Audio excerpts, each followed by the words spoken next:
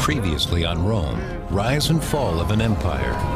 Rome's defeat by the Germanic tribes in 9 AD shatters the illusion of Roman moral superiority. What Rome calls civilization, her neighbors call tyranny. It's a lesson Rome seems doomed to repeat. Now, in the 1st century AD, Rome's forces find themselves in a legendary land which still lies beyond her reach. Britannia. Shrouded in dense forests and inhabited by strange savages, it fascinates and terrifies the Romans. And conquering it will be a glorious feat, worthy of a magnificent emperor.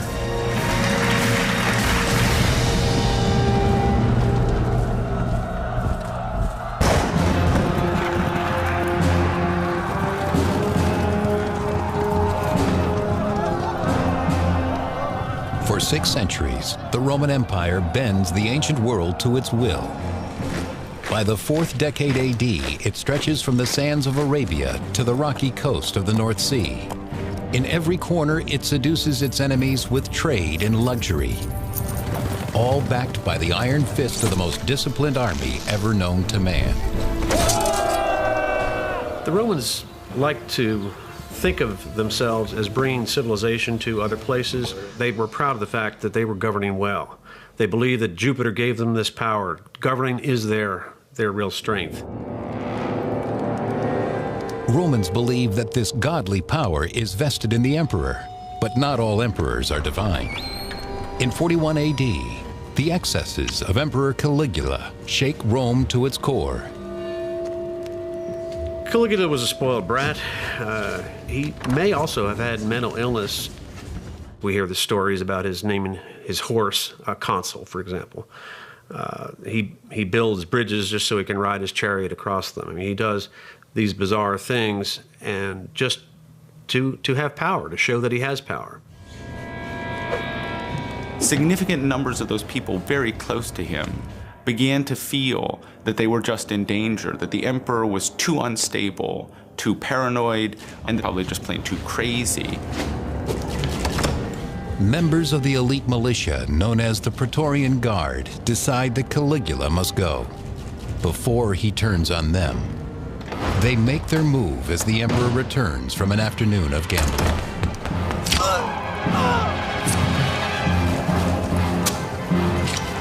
First-century biographer Suetonius. Caligula lay writhing on the ground. "I am still alive," he shouted. But word went round, "Strike again," and he succumbed to 30 further wounds. It was a really crucial moment that revealed the military underpinnings of an emperor's power for the first time in a very raw and obvious fashion. The Praetorians will choose their own man as the new emperor. Behind a curtain, they find their candidate cowering, Caligula's uncle, Claudius. Here is someone who will be easy to control, a puppet to be manipulated. He drooled, he stammered, he twitched. Perhaps the only reason he survived was simply because nobody took him seriously. Nobody saw him as a possible candidate. Confident in their choice, the Guard proclaims Claudius leader of the greatest empire on earth. The senior members of his household when he was growing up had chosen not to give him significant administrative or military experience. Almost all other young men in the imperial house were thrust very rapidly into public positions. None of this happened to Claudius. Emperor Claudius has a lot to prove to his subjects who think he's incompetent. And to the Praetorians who have made him emperor, he owes a great debt. One event will serve both needs, a war. Honor and booty for the soldiers, prestige and dignity for the victorious emperor. An active conquest of some area, an active military adventure, will always be preferred economically for the Roman soldier. Psychologically, soldiers don't want to be inactive. Psychologically, they want to go out and fight their best. The more spectacular the conquest, the better. but where to go. Emperor Claudius's answer is as daring as it is unexpected. Britannia, the fierce and remote island that defeated Julius Caesar nearly 100 years earlier. The man who tames it will be greater than Caesar himself.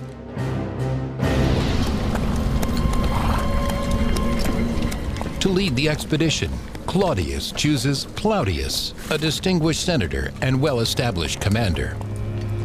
He leads 4 legions into a strange land, haunted with a dangerous history. The troops are edgy and afraid. This kind of fear of the unknown, I think, cannot be minimalized in this type of an engagement. There was this real fear that maybe some first century weapon of mass destruction was going to be on the other side of the channel. Dark rumors fly about the fearsome magic of the Druids, the priests of Britannia's pervasive and secretive religion. Classical sage Pliny the Elder. Britannia is fascinated by magic. The monstrous Druid cult professes that to murder a man is an act of the greatest devoutness, and to eat his flesh most beneficial. Evidence of human sacrifice fills the soldiers with disgust and leads Emperor Claudius to ban Druidism.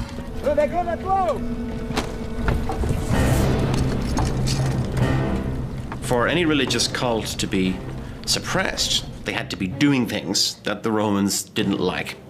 One of those things would be human sacrifice, which the Druids are accused of doing, and they may well have been involved in. Another thing would be being some kind of a political or socially destabilizing force. Politics and magic, a deadly combination. Cautiously, the Romans marched from their beachhead at Rutupii, present-day Richborough, towards the Thames, the river which borders the extensive lands of the powerful Cativolani tribe. Steeped in Druidic mysteries, Caradicus, prince of the Cativolani people, wears no armor. He relies instead on the strong magic of his war paint. It apparently took a lot of education for Druids to be able to master these things, maybe up to 20 years of learning to pick up the various texts, the poems, the chants, the words of prayer, the magic. The Druid priests are ringleaders of rebellion against the Romans. They pass freely from one tribe to the next, spreading intelligence of the enemy and gathering new recruits. Druids are not only middlemen between the people and the gods, but as judges, as leaders, they were individuals to be reckoned with. In virtually every area of Celtic society, the Druids have a stake, have power. Togodumnus, brother of Caradicus and warlord of the neighboring kingdom, arrives with his own soldiers to bolster the resistance. Their forces combined, the princes face the Romans with supreme confidence.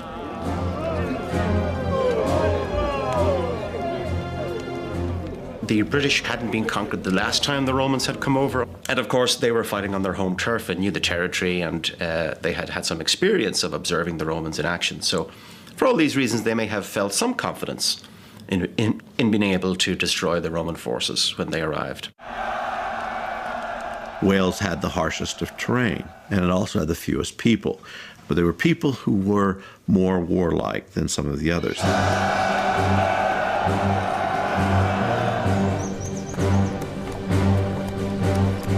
What the soldiers were being trained to do was to fight in long legion formations and to have the auxiliary troops on the sides to be able to operate out in the open. And this worked. It worked in North Africa, it worked in the Middle East, it worked in Gaul. It worked less well in Germany, and it certainly didn't work at all in Britain. 3rd century historian Dio. The barbarians took refuge in the swamps and the forests, hoping to wear out the invaders in fruitless effort. They knew where the firm ground and the easy passages in this region were to be found. The Roman attempts to follow them were not so successful. If you're fighting the Romans, it seems to me that the initial British strategy was really quite a good one. They allowed the Romans to land unopposed, and I guess the plan was to draw them in and then take them out when they were trapped inland, further inland, and they couldn't escape. When the British strike, it is with guile and savagery.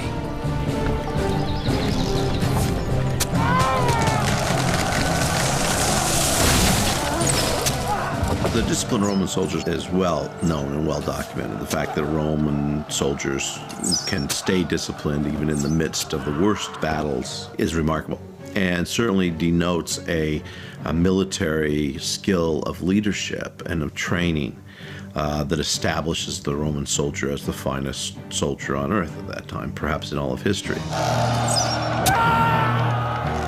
In one skirmish after another, Claudius suffers humiliating defeats, but he remains undaunted.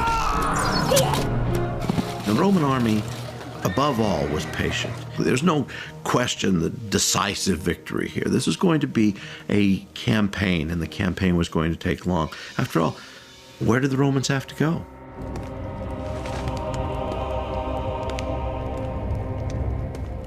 Back in Rome, Emperor Claudius preens and prepares for his own invasion of Britain.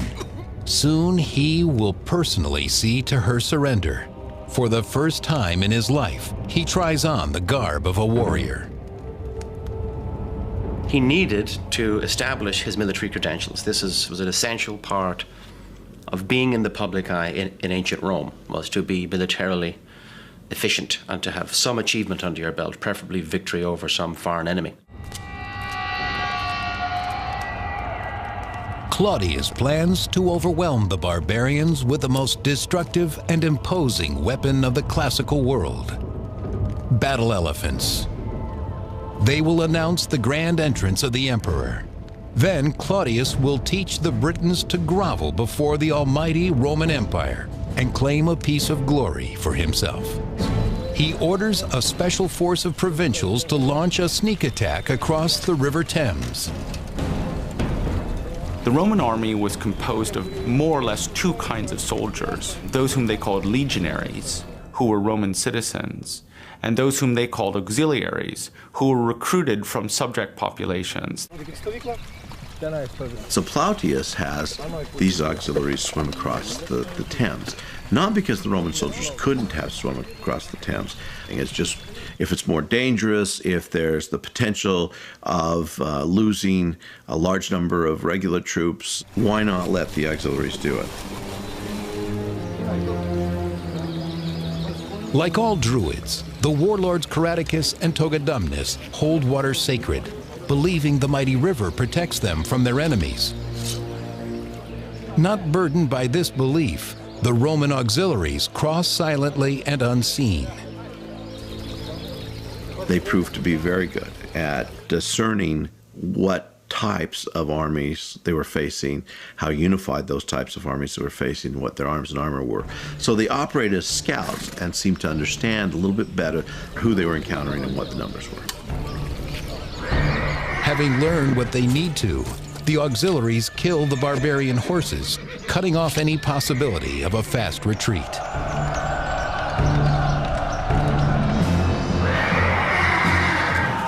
Only now does Plautius send in his full force to attack the Catibaloni.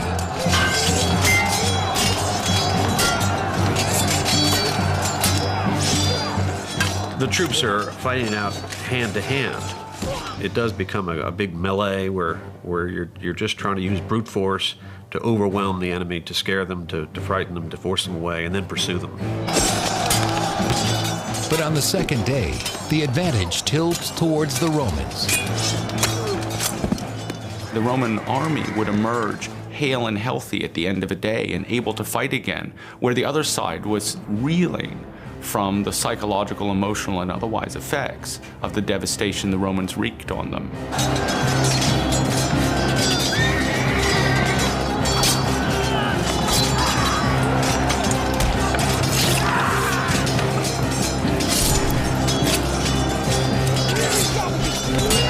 In the ensuing slaughter, Togodumnus is mortally wounded. Stricken, the survivors vanish into the swamps.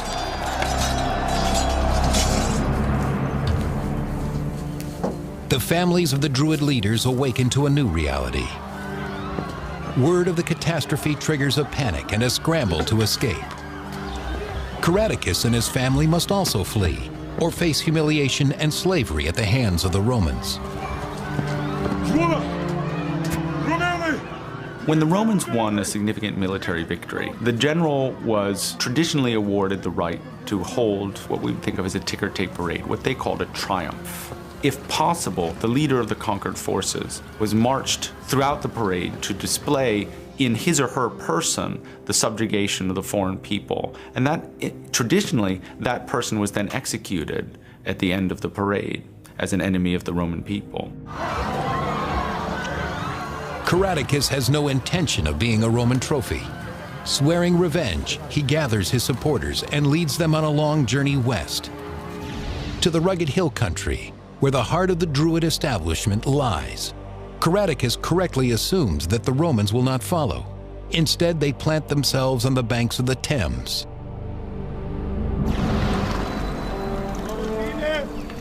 Third-century historian Dio. Because of the troubles he had encountered on the Thames, Plautius became afraid. Instead of advancing any further, he proceeded to guard what he had already won and sent for Claudius. But is it really fear that stops Plautius, or politics? I doubt a man of experience and ability of Plautius would have been daunted too much by a river like the Thames. It seems more likely to me that he was given orders that at a suitable point, once a certain beachhead had been established, once there was a certain hinterland that the Romans could operate in, that the emperor be summoned, that he should show up in person to establish that military credibility which he so badly needed. Emperor Claudius attempts to sail to Britannia. His ship is nearly lost off the Spanish coast, and he must march instead through Gaul to Gosoriacum, present-day Boulogne, before finally crossing the Channel. It is late in the campaigning season by the time he arrives.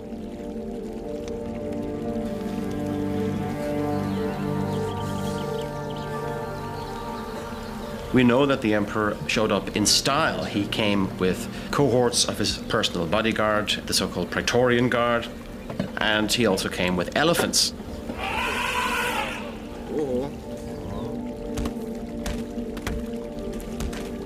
Which is something, obviously, it's not an animal native to Britain or anywhere in Western Europe, so by showing up with elephants, he was really announcing his presence. And then he supervised, probably from a safe distance in the rear, the capture of various towns and cities. Claudius's surprising arrival, coupled with Caradicus's humiliating defeat, prompts many British warlords to submit rather than fight. We modern people have our own idea of freedom. That's part of our makeup. It's not necessarily the makeup at all of the ancient world. The majority of people simply accustom themselves to their new leadership. The taxes they were paying to leader A, they would now pay to leader B, and it didn't matter much. If they could cut down on any violence that could be made against them by an army, principally that army not being allowed to rape or pillage or destroy their lands, by acquiescence they would.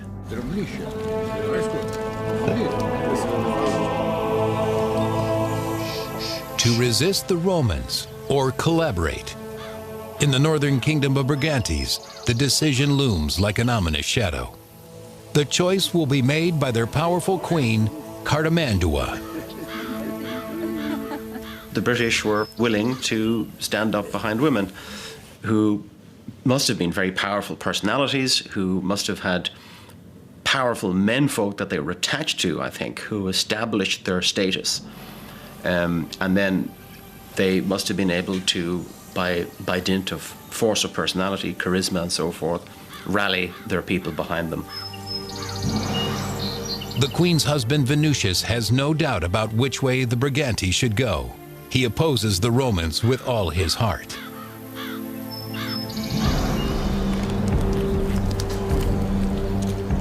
In the area that will become known as Wales, there is no indecision either. Here, Britain's fiercest warlords cleave to the old ways and vehemently reject imperial domination. The Druids call upon their gods to drive the Romans from their shores. In their hour of need, they perform their greatest mystery, the sacrifice of a living man. The exiled Caradicus becomes their righteous agent. His passion ignites the resistance.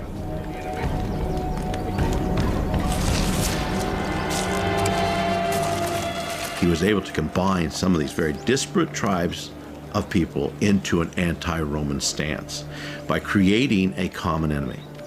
This must have made him the most charismatic British person of the time, because how could he go about and convince so many individuals to oppose a Roman war machine? Bound by common hatred and their ancient religion, the Celts vow to fight on to the bloody end. Victory in battle restores confidence among the Roman rank and file. They no longer fear the British. Little do they know that the worst is yet to come.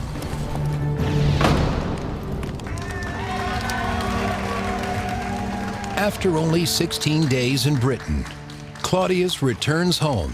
In total, he has been gone just 6 months. But in terms of status, he is light years away from where he started. He is a conqueror. The propaganda value of such a trip is extraordinary, and it gave him a bump in the political favor of the people in a way that's similar to a modern president visiting his troops on the line, even if he never goes anywhere near the fighting. 3rd century historian Dio. The Senate gave him the title of Britannicus. They also voted that there should be an annual festival to commemorate the conquest, and that triumphal arches should be erected.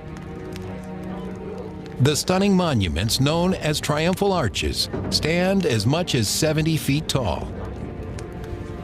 He gets a triumphal arch with an inscription commemorating his achievements in conquering Britain. That's to say, a permanent monument in the city of Rome with his name on it that marks Claudius as a great general and a great conqueror. So the military honors are the whole point of the reason to go into Britain. That's the purpose of it, first and foremost, to give Claudius that degree of, as I say, military sort of credibility, military standing that he had formerly lacked.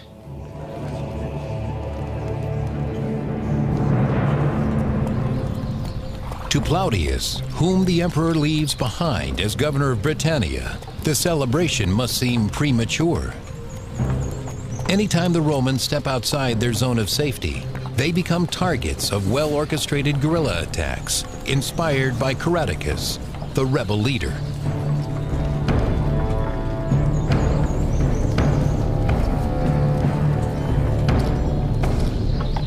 They would have communicated by means of runners and messengers. And again, knowing the lie of the land, knowing what the quickest ways between the various parts of Britain were, then they would have had an advantage in getting information swiftly between different parts of the island.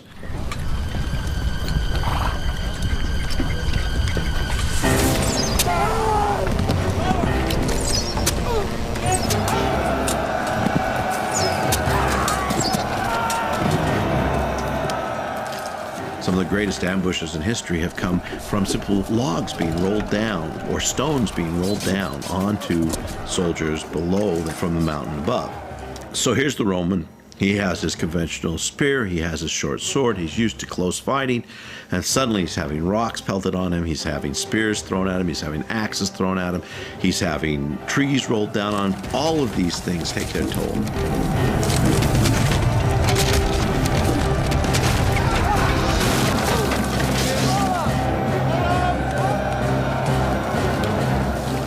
The British succeeded in outfoxing the Romans because they knew the terrain, and that local generals, that is British generals, inspired their troops by giving speeches in which they exhorted them to fight off the invaders who wanted to enslave them, that these were foreigners seeking to conquer them.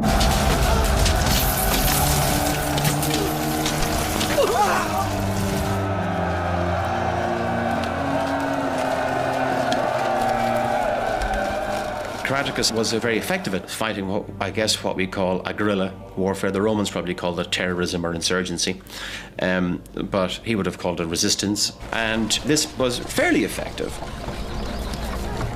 Too often the rebels melt away into the forests after an attack. Claudius must crush the resistance or watch it destroy his new province. This meant that the officers on the ground had to make decisions that were not just straight wrote out of whatever training manual that they had been taught from, that they actually had to adapt themselves to the terrain and also to the tactics, we might call guerrilla tactics, of their opponents. In 45 AD, he sends a surge of troops from his headquarters in Camalodunum. 3 legions march south, west, and north. The 9th heads for the land of the Brigantes.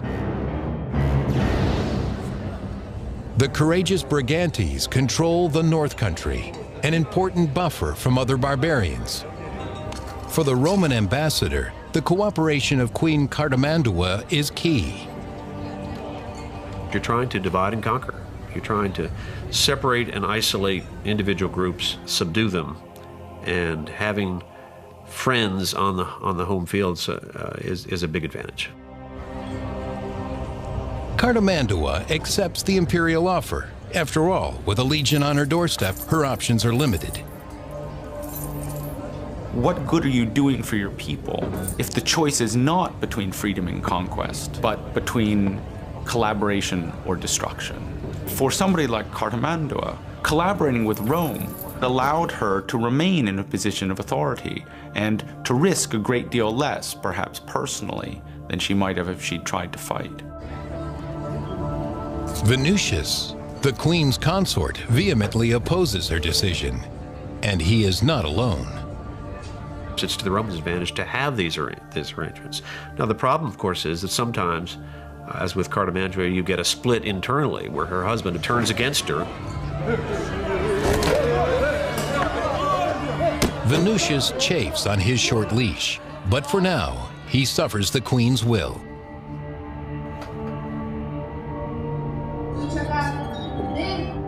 Bitter but unbowed, he waits for events to change.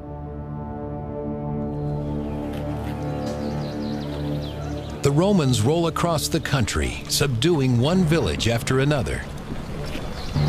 The main thing for the Roman governor, particularly in a province that has just been established, is maintaining stability.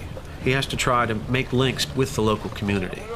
So any kinds of Romanization, making local people feel comfortable with the Romans there, is to their advantage. For those who cooperate, the Roman hand is gentle. For those who resist, the vengeance is swift. Soldiers hunt down insurgents and teach them imperial justice at the point of a spear. Every corner turns up troublemakers.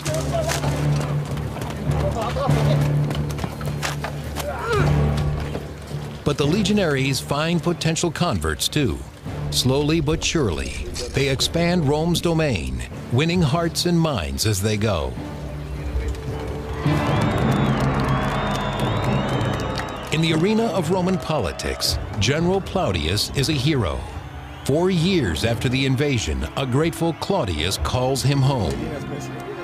He brings along his British prisoners for the gladiator ring. 4 years is very standard for a person to be in command of a province or of an army like that, and then somebody else would come in. You don't want a person to be in command for too long in case the troops become too attached to their commander. And if that happens, they may get ideas that maybe this commander would make a good emperor.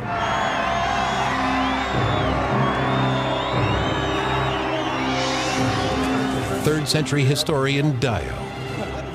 In the gladiatorial combats, many persons took part, including the British captives. Claudius used up ever so many men in this part of the spectacle and took pride in the fact. The blood sport of the arena confirms the superiority of every Roman heart. The barbarians are dust beneath their feet. The work of pacifying a population to the point where Roman armies could be removed from a province was an arduous process. The Romans must have taken a very long-term view to the process of annexation and conquest. They must when facing a charismatic opponent like Caradicus. Caradicus may have had the most significant of these rebellions. He seems to have been able to combine most of the British people, and they have successes. The Romanized villages reel under Caradicus's audacious attacks. His surprising string of victories makes him first among British chieftains. All look to him to push the invaders from their shores. In November, when he learns that a new Roman governor is assigned to Britannia, Caradicus launches his most virulent assault yet. The new governor, Scapula, receives a bloody welcome to his province. But things do not go as Caradicus predicts. The Roman troops never waver. Scapula deals Caradicus his first major defeat of the insurgency. Still, the rebel leader remains defiant. Caradicus retreats to southern Wales and sparks an uprising there instead. As it spreads north through the hill country, Scapula pulls the 9th Legion out of Brigantes and heads west.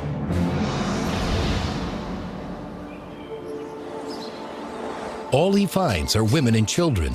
The rebels have vanished like smoke into the hills. The Welsh Rebellion flourished as almost all rebellions in Wales will flourish down through the early modern period, simply because it's hard to get to the rebels.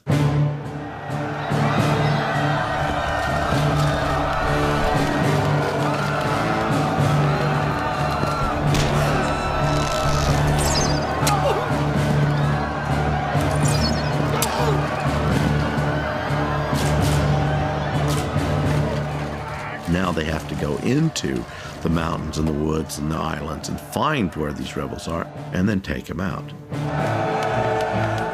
It's actually not unlike the situation that American soldiers found themselves in popular histories of Vietnam, where the Americans found themselves fighting in jungle terrain where the quality of their training elsewhere didn't prepare them for the ability of the enemy to melt into the background. Scapula's solution is to obliterate their hiding places. He destroys every rebel village and presses forward. But behind him, treachery strikes, threatening a second rebellion.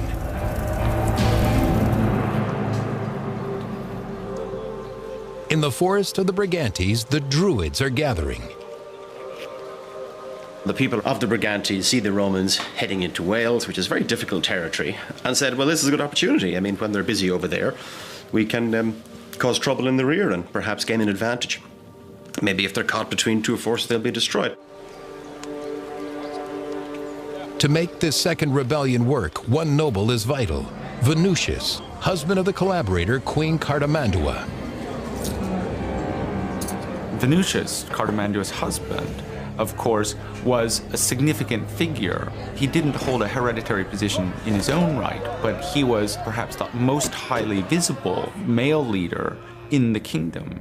And as such, his breaking ranks with his wife provided a very significant focus for anybody with aspirations to rebellion. The rebellious nobles discuss Venusius's name and loyalty. Who, after all, would benefit more if his wife, the queen, is overthrown? But they underestimate Cartimandua's reach. She has spies everywhere. When the names of the ringleaders are revealed by her husband's own manservant, she learns that her most valuable warriors are in the plot. Desperate, she turns to Rome. Client kings and queens, chieftains that support the Romans are supporting them because the Romans have worked out some kind of arrangement. In other words, we will come to your aid, and it's kind of an ongoing arrangement. Through the Roman envoy, she sends word to Scapula. He must return to Brigantes immediately and honor Rome's pledge to protect her. The timing couldn't be worse for Scapula. He has no choice but to pull out of Wales and march the 9th Legion back east to support the Queen. His departure creates an opening for Caradicus and the Welsh rebels. With the Romans withdrawing, warriors rally to Caradicus from all over Britain. They bring their weapons, ancient beliefs, and their families. This time the resistance will not hit and run. Caradicus orders his troops to dig in. Classical court historian Tacitus. He selected a site where numerous factors helped him and impeded us, and all defenses were strongly manned. And an entrenched defensive position like that gives a huge advantage to the defender, and he'd every reason to believe, perhaps on this occasion, given these circumstances, that he had chosen the ground and he had prepared the ground, maybe the Romans would falter. I think that Caradicus had a reasonable expectation that he could win. The last chance for British independence hangs on that fragile hope. Cartimandua, Rome's client queen in the north, demands that the empire defend her against her rebellious subjects. She and her followers barricade themselves in her stronghold, waiting for Roman General Scapula to rescue her. In short order, Scapula crushes her rebellious subjects and brings her the head of its leader. The royal consort Venutius is outraged. His sympathy for the resistance grows stronger.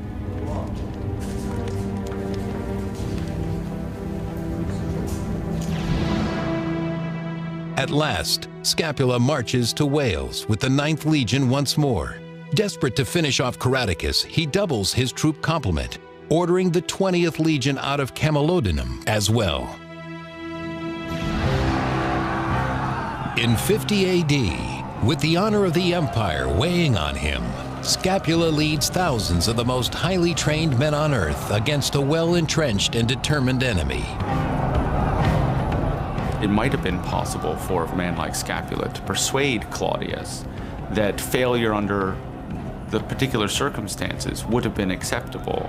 But basically what was at stake, beyond, say, life and death, was his chance for a further post after this one.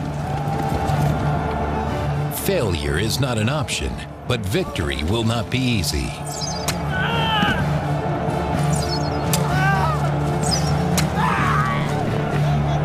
Classical biographer Tacitus. Our soldiers reached the rampart, but in an exchange of missiles, they came off worse in wounds and casualties. The Romans simply regroup and come on once more. Rome takes over. Rome becomes Rome, the war machine, and there's no future for the rebellion. And that's precisely how history played out.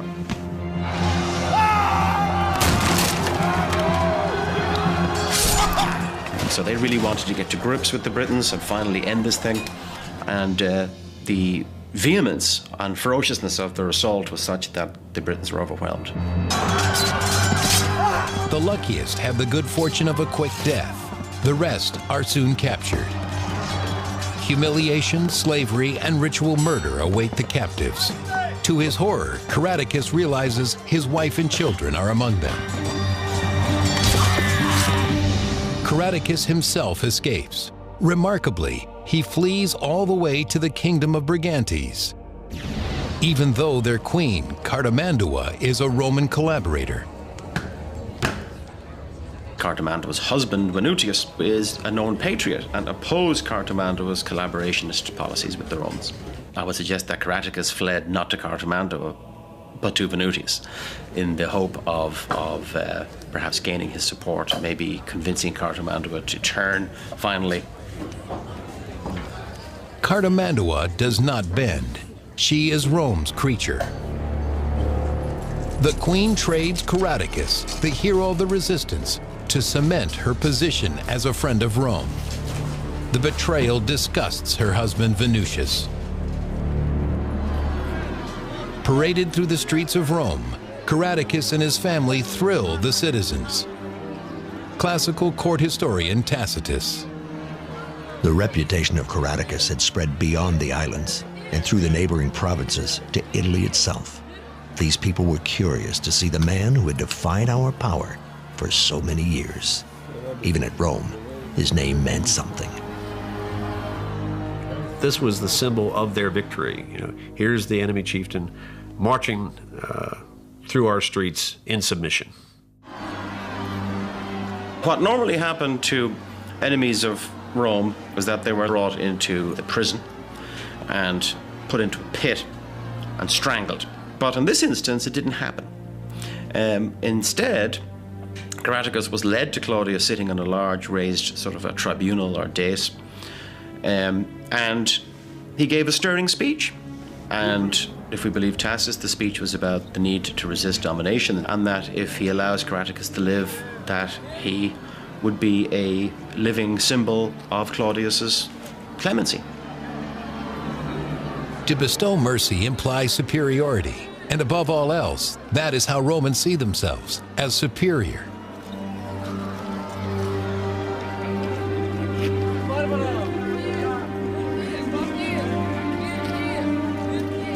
Moved by Caradicus' speech, Claudius grants his celebrity barbarian and all of his family pardon. He was probably retired to a villa somewhere in the neighborhood of Rome, where he would have lived out his life in relative comfort, but of course lacking freedom. A golden cage. The assimilation of Caradicus is at last complete. The Romanization of Britain is not so smooth. Within a decade, the rebels rise again, this time with Venusians at their head. Even a century later, the northern border remains untamable. It never becomes fully Romanized. It's just too far away. And the Romans will eventually, of course, have to build Hadrian's Wall to keep out invaders from the north. It's going to be difficult to hold, and finally they'll abandon it. And frankly, there isn't a lot left of Roman rule in Britain. Conquered to shore up an emperor's reputation, the island drains men and resources for centuries. And when Rome falls at last, Britain will be the first to revert to its barbarian state. Next on Rome, rise and fall of an empire. As the empire ascends to its zenith, its rulers forsake the greater good to chase personal glory. Trajan finds gold in the Transylvanian hills, but ultimately meets wretched defeat.